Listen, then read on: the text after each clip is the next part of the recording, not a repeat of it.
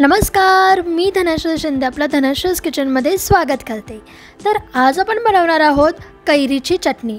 तुम्ही कैरीची चटणी तर बनवलीच असेल, पण आज मी तुम्हाला थोड्याशा वेगळ्या पद्धतीने कैरीची चटणी बनवून दाखवणार आहे। चला तर मग रेसिपीला सुरुवात करूया। तर त्यासाठी मी इथे कांदा घेतलेला आहे आणि सोबतच कैरी घेतलेली आहे। कांदा जो आहे तो एकतर एक मोठा कांदा घ्या किंवा मग 2 छोटे कांदे घ्या। मी इथे 2 छोटे कांदे घेणार आहे। कैरी जी आहे ती तुम्ही कुठलीही घेतली तरीही चालेल। तर सर्वात आधी आपल्याला कैरीचं जे साल आहे ते काढून घ्यायचं आहे। कैरीचं साल काढूनच घ्या, तरच आपली कैरीची चटणी एकदम छान अशी होते। तर तुम्ही इथे बघू शकता, मी कैरीची साल जी आहे ती काढून घेतलेली आहे। काय होतं ना, कैरीच्या सालेसकट आपण चटणी केली ना तर थोडासा कडवटपणा असा चटणीमध्ये उतरतो। त्यानंतर मी इथे 2 कांदे आणि 1 कैरी अशी कट करून घेते। कांदे जे आहे ते अगदीच बारीक नाही चिरायचे, थोडेसे मोठे मोठे असे काप करून घेतले तरीही चालेल। मी इथे 2 छोटे कांदे घेते। तुम्ही एक मोठा कांदा घेतलात तरीही चालेल। माझी जी कैरी आहे ती मोठी आहे, त्यामुळे नंतर म्हणजे कैरी कट करून झाल्यानंतर मला असं वाटलं की अजून एखादा कांदा घ्यायला हवा, म्हणून मी इथे नंतर अजून एक कांदा वाढवलेला आहे। कैरी पण आपण अशी थोडेसे असे मोठे मोठे काप करून घेतलेले आहेत, तुम्ही बघू शकता। उन्हाळ्यामध्ये कसं भाज्या चांगल्या मिळत नाहीत, तर मग ही कैरीची चटणी गावाकडे किंवा मग आजीकडे गेल्यावरती बनवली जाते आणि ती चवीला खूप चविष्ट अशी लागते।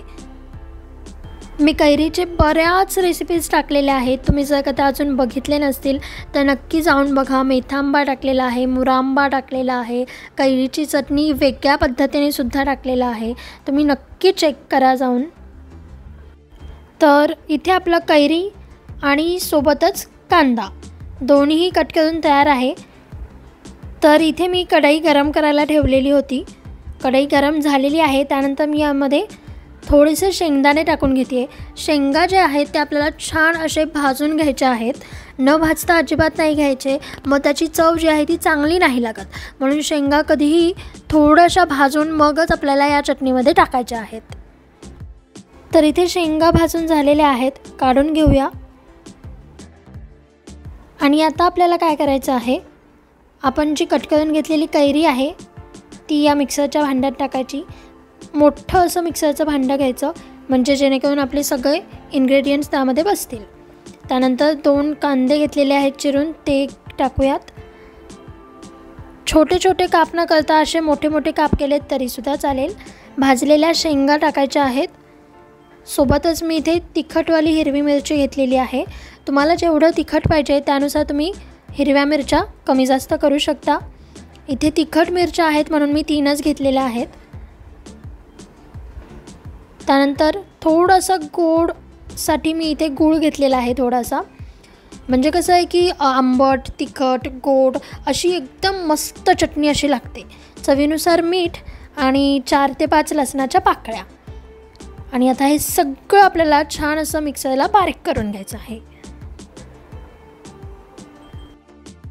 तर इथे आपण मिक्सरमधून सगळं बारीक करून घेतलेलं आहे आणि आपली कैरीची चटणी तयार आहे। फक्त आता हिला फोडणी द्यायची बाकी आहे।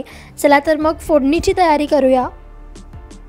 तर इथे फोडणी देण्यासाठी मी 2 टेबलस्पून तेल गरम करून घेते। तेल जे आहे ते चांगलं गरम करून घ्यायचं। तर इथे तेल जे आहे ते चांगलं गरम करून घेतलेलं आहे मी।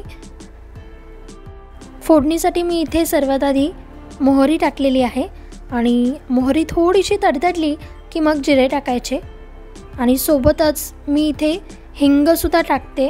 हिंगाने काय होतं, आपल्या कैरीच्या चटणीला एक वेगळाच स्वाद येतो आणि एकदम चविष्ट अशी होते।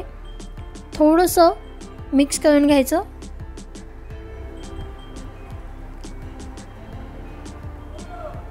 आणि आता ही फोडणी आपल्याला आपल्या कैरीच्या चटणीला द्यायची आहे। वाव, मस्तच।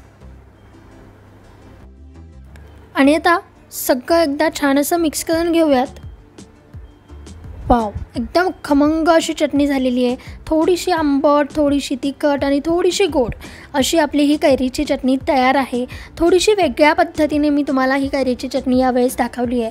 तुम्हाला जर काही रेसिपी आवडली असेल तर रेसिपीला नक्की लाईक करा. ही अशी कैरीची चटणी या उन्हाळ्याच्या सीझनमध्ये नक्की ट्राय करून बघा.